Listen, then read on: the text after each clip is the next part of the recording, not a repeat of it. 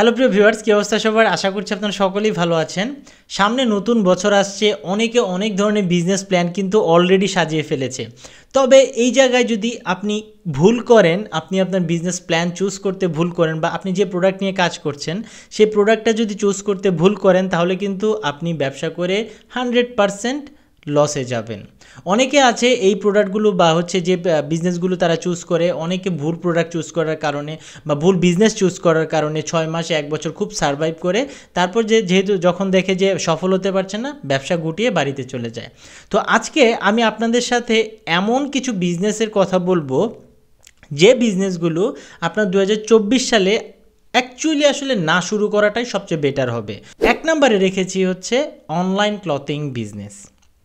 দেখুন, যে কেউ অনলাইন ব্যবসা শুরুই করে আমি অনলাইন ব্যবসা করব। কি দিয়ে ব্যবসা করব? ক্লথিং দিয়ে ব্যবসা করব। ক্লথিং হতে পারে, সেটা যে কোনো কিছু হতে পারে, শাড়ি, জামা কাপড়, 3 পিস, যা কিছু হতে পারে। অনলাইন ক্লথিং বিজনেস অনেকে করে কি, শুধুমাত্র একটা ফেসবুক পেজে লাইভ করবে কিছুদিন, অ্যাডস দিবে কিছুদিন, তারপর কিছুদিন বিভিন্ন গ্রুপে পোস্ট করবে, কিছু সেল নিয়ে আসবে। কিছু সেল নিয়ে আসলে তো অ্যাকচুয়ালি হবে না, তার অ্যাডের টাকাটাও কিন্তু উঠবে না, বা সে যে লাইভ করাচ্ছে বা লাইভ করবে সেই লাইভের টাকাটাও কিন্তু উঠবে না। তো তখন হয় কি, কিছুদিন যখন দেখছে ভালো প্রোডাক্ট সেল আসছে না, 6 মাস 1 বছর করে সে কিন্তু ব্যবসাটা বন্ধ করে দেয়। দেখেন, সে কিন্তু অনেক পিছিয়ে পড়ে গেলো। এই টাকায় বা এই শ্রমটা যদি সে অন্য একটা জায়গায় দিত, তাহলে কিন্তু একটা ভালো বিজনেসে দাঁড় করাতে পারতো। ম্যাক্সিমাম মানুষ কিন্তু এই কাজটাই করে। আপনি একটু চিন্তা করে দেখুন, ম্যাক্সিমাম মানুষ এই কাজটাই করে।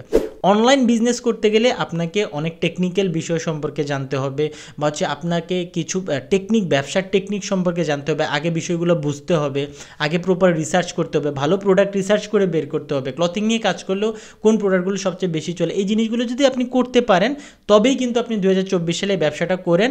আর যদি আপনি নতুন হয়ে থাকেন, এই কিছুই আপনার নাই, তাহলে আপনি এই ব্যবসাটা থেকে অনেক দূরে থাকবেন। 2 নম্বরে আমি যে বিজনেস আইডিয়াটা রেখেছি, সেটা হচ্ছে মুদির দোকানের ব্যবসা।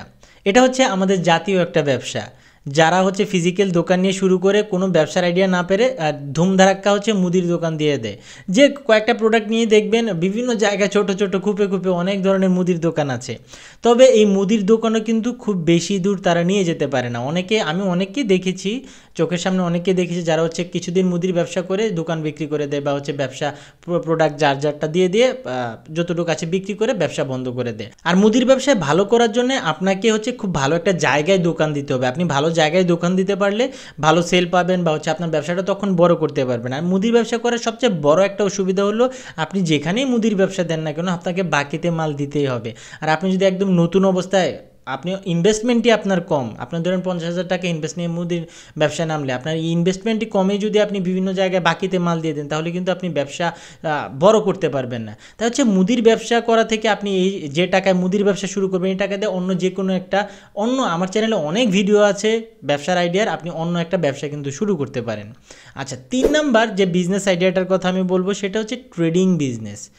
বর্তমানে এই ট্রেডিং বিজনেসটা কিন্তু একটা ট্রেন্ড হয়ে গিয়েছে। সবাই কিন্তু দেখবেন বিভিন্ন জায়গায় ট্রেড করছে, এটা করছে ওটা করছে, কিন্তু অ্যাকচুয়ালি এই ট্রেডিং বিজনেসের সাথে যারা জড়িত, বা যারা এইসব ওয়েবসাইট বা যারা এই কাজগুলো করে, তাদের 99.99% ফেক।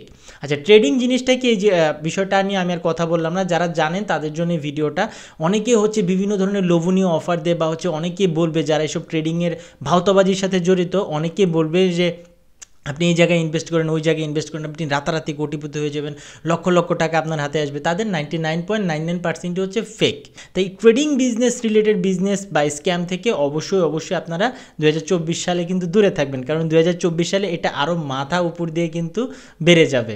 আচ্ছা, 4 নাম্বার আমি যে বিজনেসটার আইডিয়াটার কথা বলবো, সেটা হচ্ছে ডিলারশিপ বিজনেস। দেখুন, ডিলারশিপ বিজনেস নিয়েও কিন্তু অনেকে অনেক ভালো ব্যবসা কিন্তু করে। তবে অনেক ছোট ছোট কোম্পানি আছে, আপনি যদি ভালো কোম্পানির ডিলারশিপ নিতে পারেন, আপনি ব্যবসা ভালো করতে পারবেন। আবার অনেক ছোট ছোট কোম্পানি আছে, যারা বিভিন্ন লোভনীয় অফার দেয়, এটা লাগবে, আপনি অল্প টাকা ডিলারশিপ নিতে পারবেন, এটা করেন ওটা করেন, বিভিন্ন ধরনের অফার দিয়ে আপনাকে কিন্তু তাদের ডিলারশিপটা নেওয়া হবে। কিছু টাকা দিয়ে আপনাকে তাদের ডিলারশিপটা নেওয়া হবে। কিন্তু আপনি এমন প্রোডাক্টের ডিলারশিপ নিলেন, সেই প্রোডাক্ট আপনি জীবনেও সেল করতে পারেন না, বা সেল করলেও খুব কম, তখন কিন্তু আপনার পুরো টাকাটাই লস, বা আপনি যে শ্রমটা দিচ্ছেন, যে টাইমটা দিচ্ছেন, পুরো টাকাটাই লস। তাই আমি সাজেস্ট করব, ডিলারশিপ যদি নেন, ভালো কোম্পানির ডিলারশিপ নেবেন। কোনো ছোটোখাটো কোম্পানি বা যে প্রোডাক্টগুলো মার্কেটে সচরাচর চলে না, ওইসব কোম্পানির ডিলারশিপ নেবেন না, তাহলে কিন্তু আপনার বিজনেসটা পুরোপুরি লস হয়ে যাবে। বরঞ্চ যে টাকা এখানে ইনভেস্ট করবেন, এই টাকা দিয়ে অন্য আরেকটা বিজনেস কিন্তু আপনি করতে পারেন।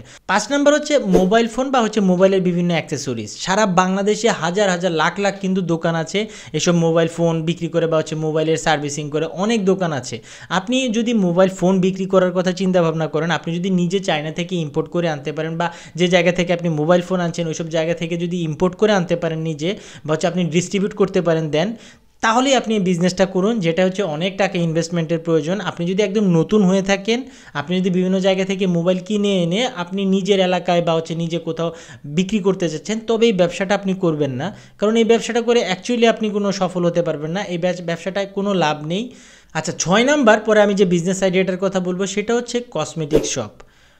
হাজার হাজার দোকান আছে। আপনি এটা সেম আপনার মোবাইলের মতোই, আপনি যদি বিভিন্ন জায়গা থেকে নিজে ইম্পোর্টের সাথে জড়িত থাকেন, নিজে ইম্পোর্ট করে আনতে পারেন, তাহলে আপনি এই ব্যবসাটা করবেন, নাহলে কিন্তু এই ব্যবসাটা করবেন না। আপনি যদি চক বাজারের বা হচ্ছে ঢাকার বিভিন্ন লোকাল প্রোডাক্টগুলো নিয়ে কাজ করেন, বা অনলাইনে হোক আর অফলাইনে হোক, আপনি যদি ওইসব প্রোডাক্ট নিয়ে কাজ করেন, আপনি কিছুদিন হয়তো ভালো সেল পাবেন বা নাও পেতে পারেন। যদি কিছুদিন ভালো সেল পান, তাহলে দেখবেন আপনার প্রোডাক্ট রিভিউ খারাপ আছে, কাস্টমার আপনাকে খারাপ রিভিউ দিচ্ছে, দেন হচ্ছে আপনি নিজেই মোটিভেশন আর এই ব্যবসা কিন্তু বন্ধ করে দিবেন। তাহলে আপনার পুরো শ্রম বা যা কিছু আপনি এখানে দিচ্ছেন, ইনভেস্টমেন্ট, সব কিছুই কিন্তু ভেস্তে যাবে। আচ্ছা, 7 নাম্বার এবং সর্বশেষ যে বিজনেস আইডিয়াটার কথা আমি বলবো, সেটা হচ্ছে টি শার্ট বা হচ্ছে 3 পিস। এই দুইটা প্রোডাক্ট আমি রাখলাম, কারণ এই দুইটা প্রোডাক্টই হচ্ছে আমাদের কমন প্রোডাক্ট, সেটা অফলাইন হোক বা অনলাইন হোক।